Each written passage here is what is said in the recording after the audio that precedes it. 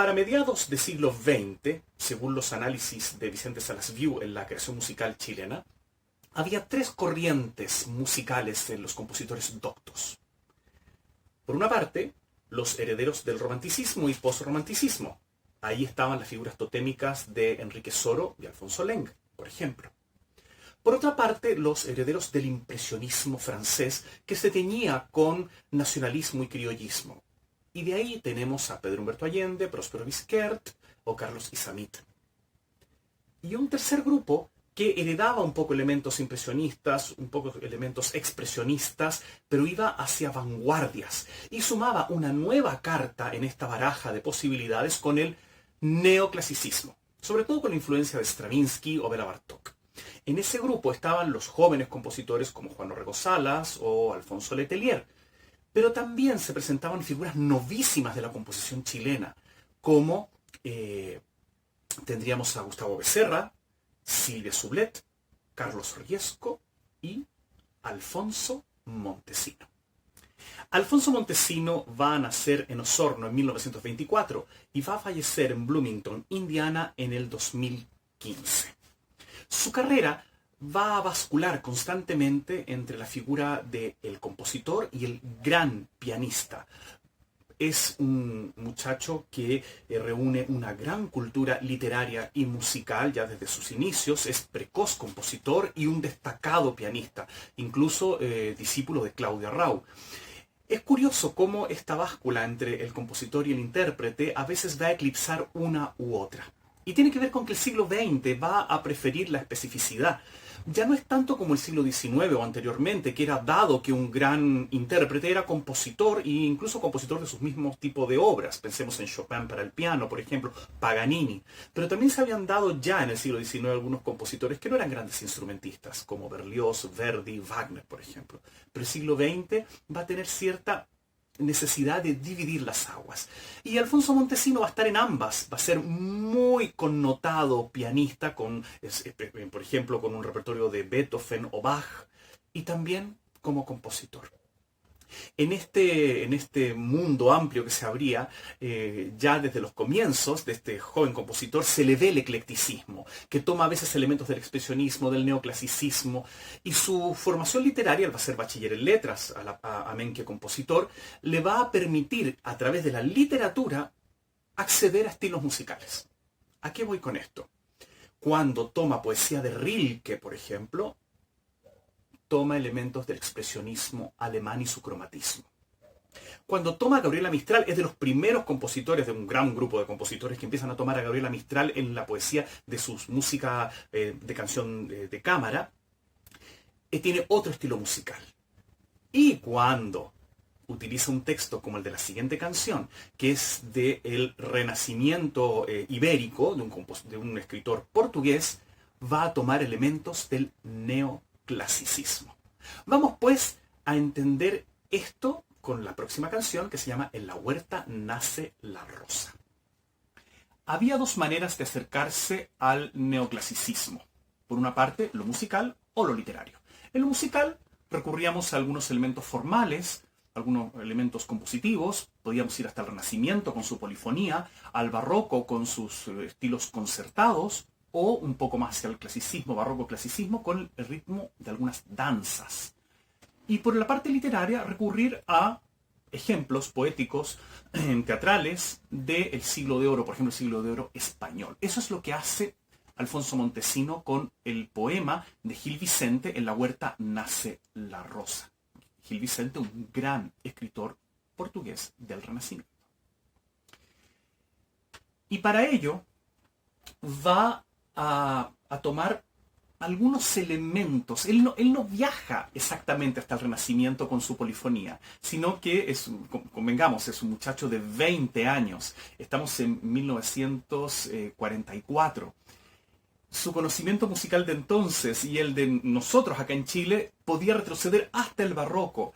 Ya se habían publicado en España las versiones de notación moderna del cancionero de Uppsala, cancionero de Palacio, grandes cancioneros del Renacimiento. Y estábamos teniendo acceso, incluso en México se habían publicado algunas piezas para acompañamiento de cuerda pulsada y canto, también polifónicas.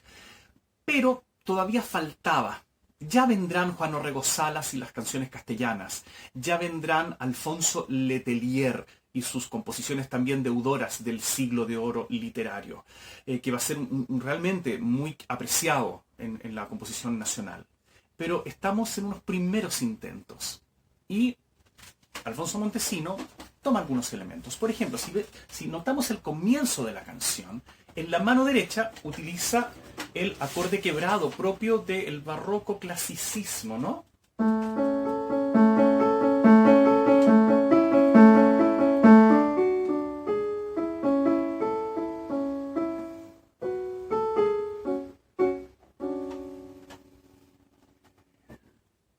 Y en la mano izquierda, unos años antes, un bajo casi de pasacalla al comienzo de la canción.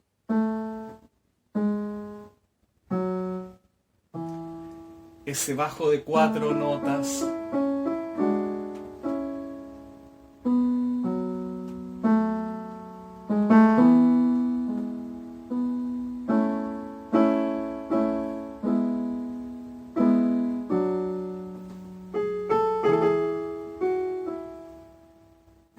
Por ejemplo. Y los junta.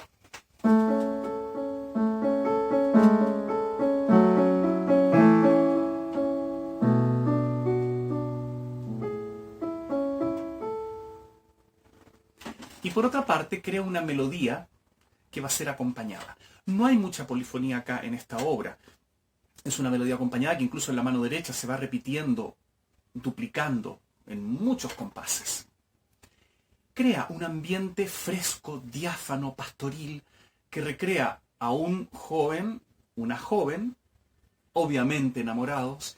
Ella le regala limones a su enamorado. Hay una serie de símbolos en esta poesía.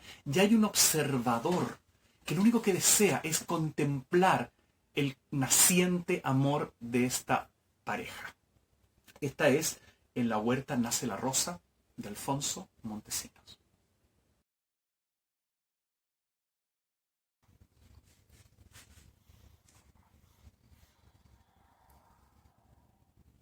En la huerta nace la rosa,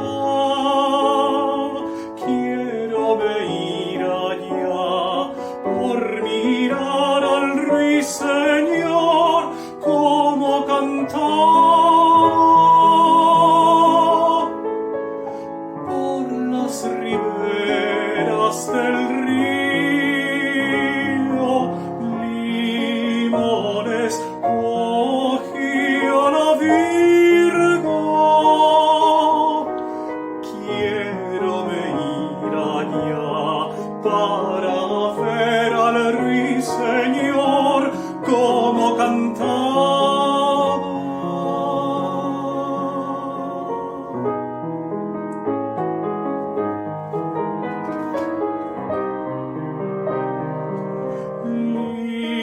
Limones cogía la Virgo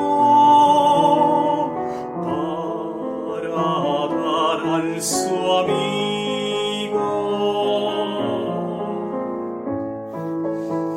En su sombrero de circo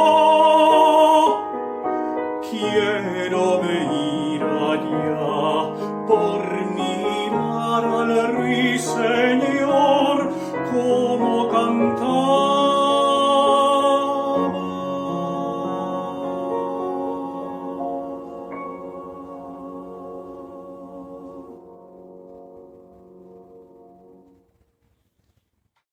Esa fue En la huerta nace la rosa, de Alfonso Montesino.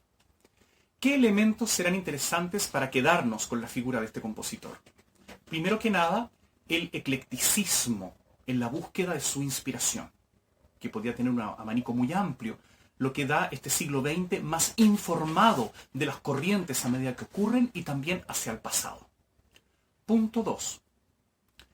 La dicotomía entre ser un gran instrumentista y ser un gran compositor. El instrumento y la composición no siempre se llevaron bien en el siglo XX. Tercero, el compositor que ve ya no a Italia como ocurría a fines del siglo XIX, no a Francia como ocurría a comienzos del siglo XX, hasta quizá terminada la Primera Guerra Mundial, como destinos de inspiración o de viaje, de estudio, culturales, sino ve ahora a los Estados Unidos.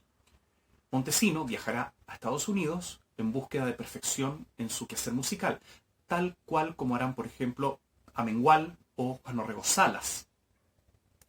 Y, como último punto, la difusión de la música, que es un tema que hemos hablado en otros videos. ¿Cómo se difunde la música nacional? Sobre todo con un compositor que al estar radicado en otro país, tiene muy poca difusión en el nuestro.